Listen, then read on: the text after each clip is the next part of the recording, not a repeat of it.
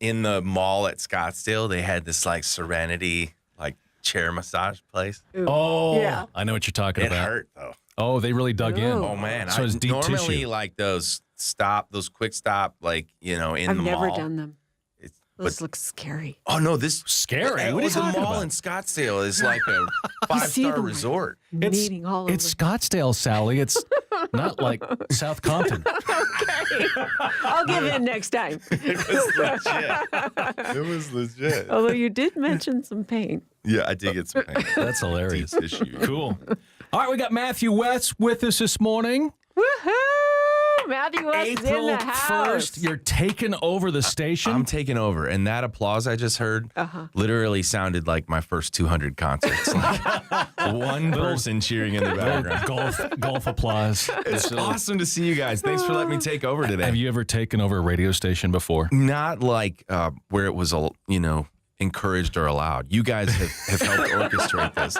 I've taken it by force before, but here I am, like being welcome. You're welcoming me, right? Yeah, absolutely. This is amazing. Yeah, I guess you can do whatever you want, which is scary. I didn't know if we've clearly thought this through. Well, but on that note, I'd like to tell you about some changes in staff.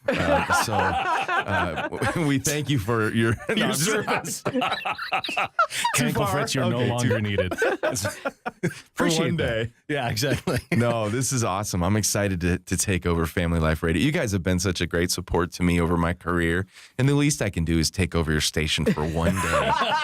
Just everybody. That's how you're giving back. Yeah, because don't you have like nap mats where you can just crawl under your desks and Not yet, but I with need you one. in I charge. give permission to the entire staff to Have a little siesta. turn the lights down, take a little nap. I like I'll take that. it from here. That's brilliant. Oh, that's cool. Exactly. Yeah. So you've clearly thought all this through. You can You know stay. exactly Well, what you're going to do. You don't do a takeover without, making just some staff months. changes and months of planning, strategizing, but it's all prayerful. Of course. So any staff changes are. absolutely. Some of your staff are listening right now, going, "Is he serious? Wait a second. He doesn't have the authority Naps? to do that." What about free lunch? Free lunch is on me. How Oh, about that's that? convenient. Okay. All right. Lunch Cool is deal. on me with the Family Life credit card. No, I'm just kidding. I'm kidding. So let's talk about, this is your latest CD is All In. Yep. And that's a song we're playing. Thank you. Talk about that song. Well, it's sort of ironic when I had the idea to write a song called All In and then name my entire record that I sort of was having a conversation with the Lord, almost a bit offended, like, Lord, haven't I already done that? Like I've chosen to make Christian music. I'm spending my life telling the world about you. I thought I've already gone all in. So it's a bit ironic that on my 8th album, I'm now saying I'm going all in. Were you wondering whether you were or not? Yeah, I was like, okay, Lord, are you trying to tell me something? But I really felt like now that I look at it, it's like, what a fitting season of my life for God to really share with me, hey, Matthew, we're just getting started. Just when you think you've gone all in and discovered the fullness of God's plan for your life, you might be surprised to find out that you've just scratched the surface. And so that's really been my heartbeat lately of just going like, okay, what does it look like to live the message of these songs? I wonder if your listeners ever wonder, how the singers approach their songs. Like for me, sometimes there's songs that I've written where when I get up on stage and sing them, I'm like, why did I write this song? Not because it's hard to sing, but because the message is like convicting me or Sure. challenging me, just like I hope it will challenge your listeners. So sometimes for me, it's like songs like Do Something. When I sing Do Something on stage, I'm like, Lord, Am I doing it? did I do something Yeah. or am I the guy who sings about doing something? And the same goes for this song, All In. It's like, Lord, am I singing about going all in? Am I stopping short at encouraging the listeners on Family Life to go all in today? But then I'm not going all in for you. And what are the areas of my life where I'm playing it safe? One of my favorite lines of the song says, safe is just another word for regret. Yeah. I don't want to live my life Yeah. safe. I want to give big. I want to live big. I want to go big. I don't want to live a perfect life because that's not possible. But as a line in the song says, I want to stand before the Lord and hear him say, well done. Wow, I think we all want that. Yeah. And that's really convicting. It's Yeah. like, okay, on a daily basis, how many things do I do that really didn't amount to anything? Right. There's a lot of, it's like, wow, look back, it's spinning your wheels throughout Yeah. your day. But yeah, to find something that you're going, okay, God, I'm following you here and I know it. Yeah, Yeah. and being available to do that. You Yeah. know, I think that's the challenge too. And I just have learned, even like And I think sometimes, people will encourage me, and I'm sure that the same thing happens to you. It's like, hey guys, thanks for what you do. And you can get encouraged. It's like, man, I'm doing this great thing. I'm playing Christian music on the radio. And for me, I can get encouraged when people come and say, man, thanks for giving your life to make this music that encourages us. And you can start to get a little puffed up and go, well, then that's my job. That's what I've done. I've done or maybe that cliche, like doing your good deed for the day. Sure. Boy, isn't that a dangerous thing to fall into, to go, okay, I've done my good deed for the day. Now I can clock out. Yeah. And, Right, living a life going all in for Jesus, there is no clock out. And that's a hard thing to live by, to go, wait a minute. It's not just when I'm on stage. It's when I put the microphone down, walk off the stage, and that usher in the hallway of the arena still needs a smile and a handshake. And the reason why I think of that is such a cool story is my dad travels with us. In fact, he's part of our takeover today. He's part of it. He's taking over Dad's another, here. some other part of the building. He's taking over right now. That's right. And he's a pastor. So he's probably taking right. it over by delivering a sermon somewhere. But my dad's that guy, the guy that goes all in all day and is always looking for ways that he can reach somebody who's hurting. And I've seen it. And the other night we were doing a concert, and sure enough, there was an usher who wasn't even positioned to where they could watch the show. She was just hearing the music. Right. And my dad happened to stop and talk with her, and she accepted Christ as her Savior. Whoa! And she was Wow. there working the event, Wow. And I mean, when we make ourselves Amazing. available, I try Yeah. to remember that, like, okay, Lord, sometimes the concert's not the final destination. Maybe it's on the way. Maybe it's taking over Family Life Radio in the hopes that somebody who's listening today goes, okay, there's some areas of my life where I'm holding back. I think God's calling me to go all in, and my answer's finally yes. Hey, There's go ahead. There's a little song that you do called Hello, My Name Is. And I think that the message in that song is the very thing that holds me back so often from those big challenges, from those big things, from that all-in moment, because I forget Hello, My Name Is. Yeah. And that song just ministers to me every time I hear it. It encourages me Oh, man. who I am actually in the Lord. Talk to us a little bit about that one. Well, a long time ago, I felt like, this might sound weird, but I felt like God was calling me to, as part of my voice as an artist, is I feel called to write victory anthems. And I didn't even know what that meant, but I just felt like these songs that make you throw your hands in the air and say, like, this is who I am in Christ, and this is the promise that God's given me. So if you listen to some of my songs like Grace Wins or Hello, My Name Is, or Do Something, or there's like this batch of victory anthems. And, Hello, My Name Is, one of my favorite memories of that song is I got to sing that at the Tucson Teen Challenge, in Tucson, Arizona. I got to sing for a group of young men who were going through Christian drug and alcohol recovery program. And the irony of that is that song was inspired by a young man who graduated from the same recovery program. And he wrote to me about his identity. And the first sentence of his story and his testimony that he shared with me was, hello, my name is Jordan, and I'm a drug addict. Oh. But he shared his miraculous story of recovery, how God changed his identity. And at the end of his story, he said, that first sentence, I don't call myself that anymore. Instead, I introduce myself as, hello, my name is Jordan, and I'm a child of the one true Amen. King. That story inspired beautiful. me to pick up my guitar and write that victory anthem. Turns out it's a message that a whole lot of us need to be reminded of. Hey, I'm not who the world says I am. I'm not what my past says about me. I'm not what my dysfunctional family says, or the shame. Whatever the enemy tries to lay on me is a false identity. I'm going to take a hold of my true identity in Christ as a child of the one true King. Thank you. So you and your dad have started a new organization called Pop We. Yeah, it's kind of a weird name. And explain what that means. Well, some people thought it meant like pop, as in my dad's a grandpa now. But several years ago, I had a song called My Own Little World, and it talked about, what's the population of your world? Again, a song sort of challenging us to go, hey, when we kind of look outside of ourselves and focus on a world that needs our help, that's when our problems get smaller and the community that we surround ourselves with gets bigger, Amen. And so that was kind of the challenge of that song. And with that came a desire for me to kind of asked the question, what would it look like if I didn't just sing to people, but what if I was able to find a way to do life with people and help them after the song is over, help them after the concert is over? So I called my dad, who's been a pastor for 40 years, and asked him to consider joining my team and moving to Nashville. And so he moved to Nashville, and we started a nonprofit prayer ministry. And at every one of our concerts now, he helps coordinate prayer volunteers. We give an invitation, a message, gospel presentation at every concert. And there's many people who come to these concerts who are hurting and they need to talk to somebody. And so we've had so many people make decisions for Christ or a renewed commitment to Christ, or come forward saying, hey, I'm battling an addiction, or I'm in a situation with my family. I really need somebody to talk to. And so our ministry, Pop We, is there to be a community of believers saying, hey, you're not alone. We're here to help you take the next steps.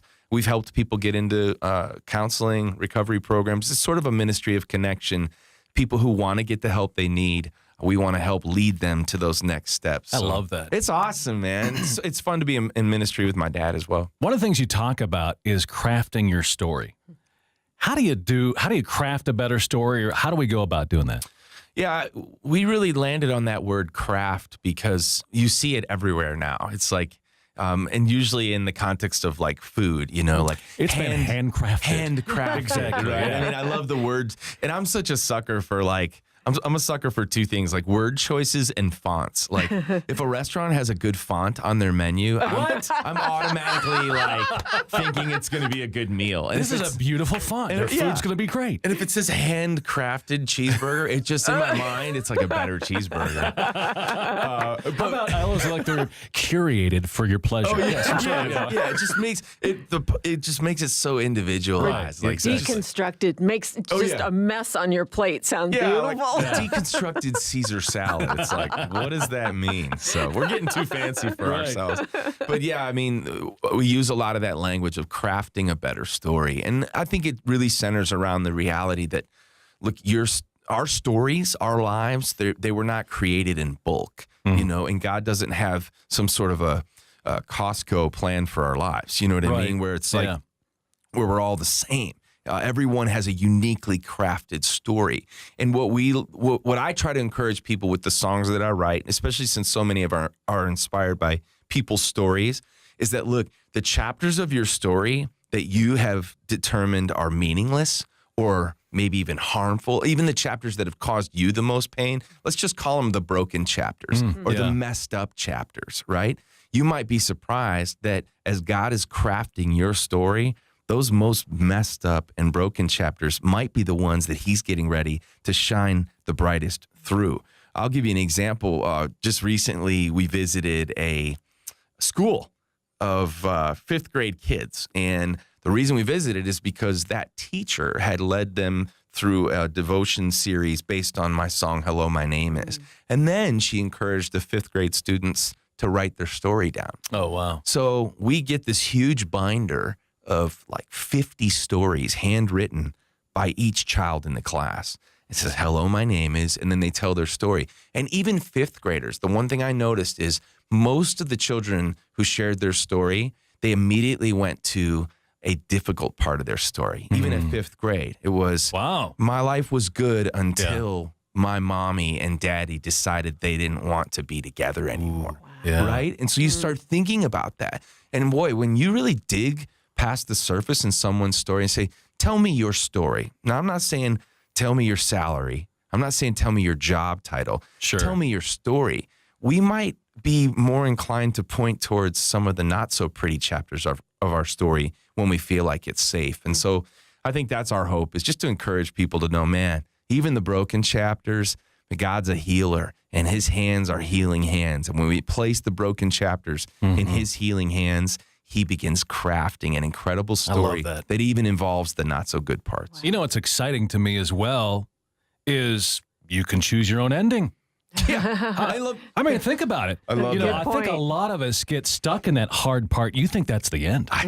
God can turn that around. Remember those books? Yes. Remember where you could choose it? You could choose. I love that. I used that as an illustration one time when I was writing the book about identity. Hello, my name is. And that's such a great point. It's just like, too many times we think the ending's been chosen for us. Right. It's a dead end. It's not going to get any better. Right, because I made this choice. Right. And so this is where it leads. Or because this happened to me as a kid. Or and then it becomes defining, right? Yeah. When we let those endings that don't have to be the ending define us, then we basically determine, we let that be true. Yep. And so I'm thankful that God says, no, you don't have to let that be true. You can choose a different ending and trust that God says he knows the plans he has for us. Amen. He's going to show us that plan. And they're good plans. That's what's the best exciting part, about man. it. I love that.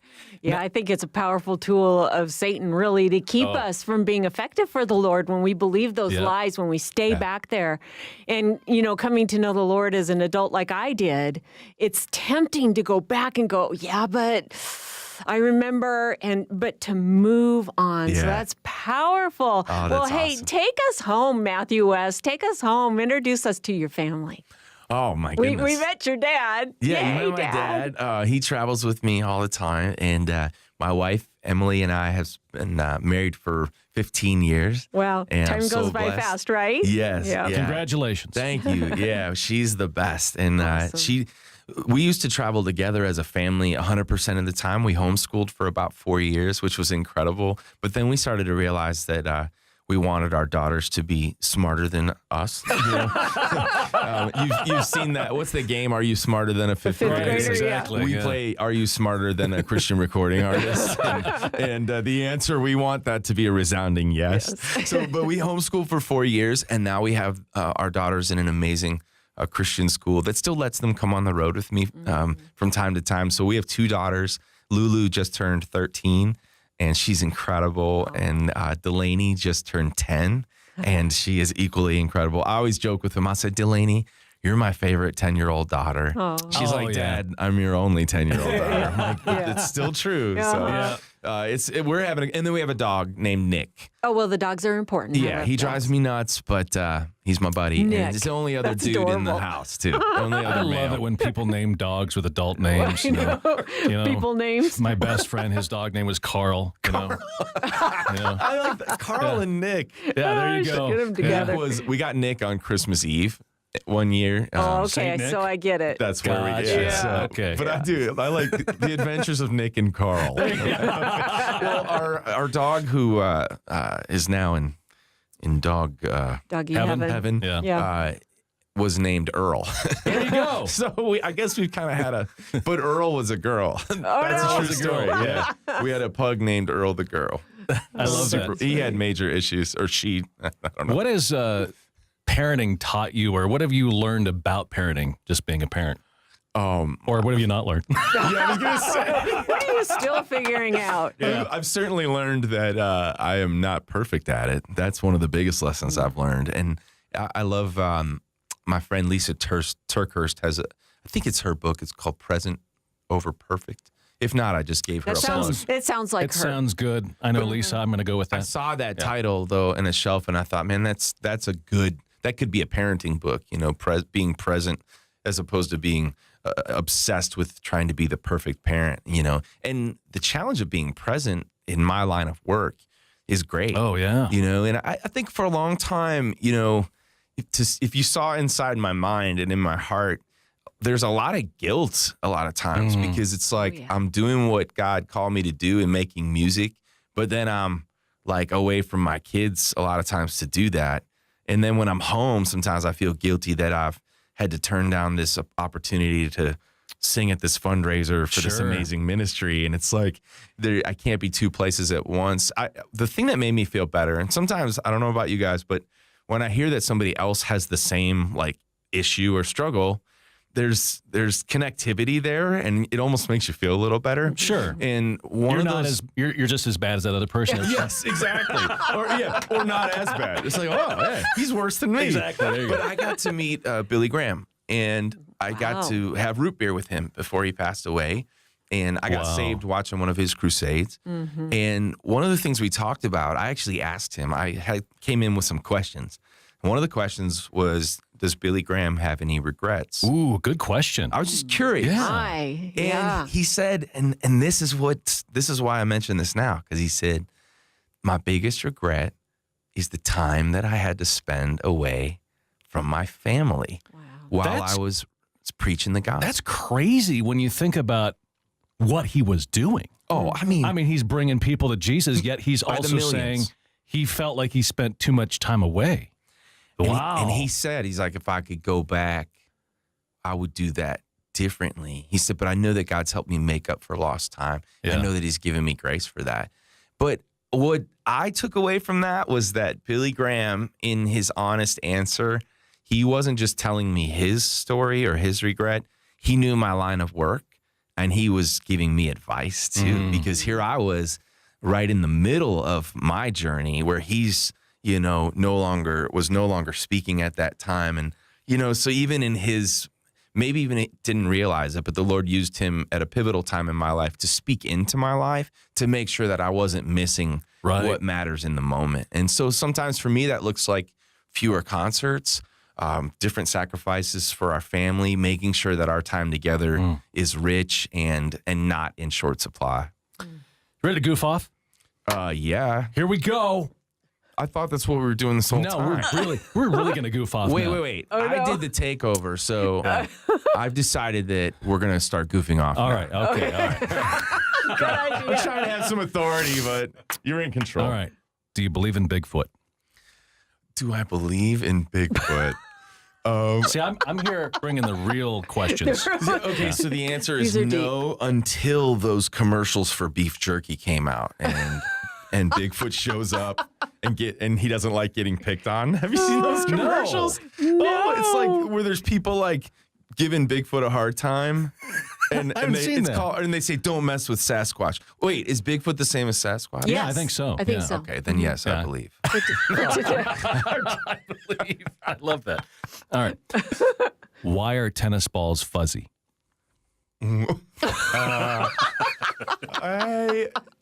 So should I just say I don't know why? Sure. Okay, I don't know why. You can say whatever you want. All right. Is there a punchline? No. Kankelfritz, you have just to ask answer the questions. question Oh wait, you I asked. thought there was like a No. joke. No, it's not a joke. Oh, come on. Just asking. Oh, then why are tennis balls fuzzy? Well, have you ever seen that movie Bee Movie? Where the bumblebee gets stuck on the tennis ball? Yeah, I have. And it's like, this thing is so grippy. So he's Grippy. all I've seen is animated films for the last 12 years. So all right. that was amazing. I was waiting for it. Why are they? Sorry, what a letdown. All right. So what's the funniest thing that's happened to you recently? Maybe it's at a show or at home. Well, that you can tell the whole Family Life Radio. let's see. Recently, We'll try to edit it out if you can. Well, recently I fell off the stage. Oh, no. Yes. And my knee is still throbbing and reminding me that I'm not 23 anymore. Oh, no. But Was it like a full-on, because those are a big drop. It was in an arena, and yes, well, I was saved by this. For whatever reason, this arena had a lower ceiling, and so the stage was lowered by 1 foot. Oh, that's so good. I think it made it like a 5-foot fall or something like that. And the spotlight was in my eyes, and I was blinded, and I was just running towards the front of the stage saying, I think I was singing I'm Going All In. And How perfect is that? I'm blinded by these spots, and all of a sudden I take a step, and it's the worst feeling, like when you take a step and it's just air. And then all of a sudden, I don't know what the expression on my face was, Takes all but it the was fun like, out of it. uh-oh. And somehow I did land on my feet, but these kids in the front row behind this guardrail, like this look on their faces were just like, he's gonna kill us. And Here he comes. But I landed so hard on that concrete, and I was hurting. The rest of the show, I was kind of like shaking because I was literally inches away from needing a new set of teeth. Like You did the guy thing. I'm okay. Yeah. It's good. Act like I'm it was good. a part of the show. And my band was like, at the end of the show, they didn't even know what happened because I kept singing. But they just said they looked out there and all of a sudden I disappeared. I was like David Copperfield up in here. So. Oh, that's awesome. What's your favorite word? My favorite, though, the first word that came to mind was kerfuffled. Oh, that's great. But is that a word? good I don't know. I like it, Yes. though. I'm Sounds often kerfuffled. Kerfuffled? Yes. Sounds like a... Is that a word? It's I like don't a know. Rumpelstiltskin.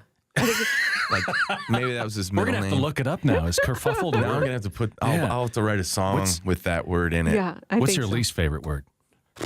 I My least favorite word would probably be failure. Ooh, that's good. It's just not an option. No, mine is moist. Moist.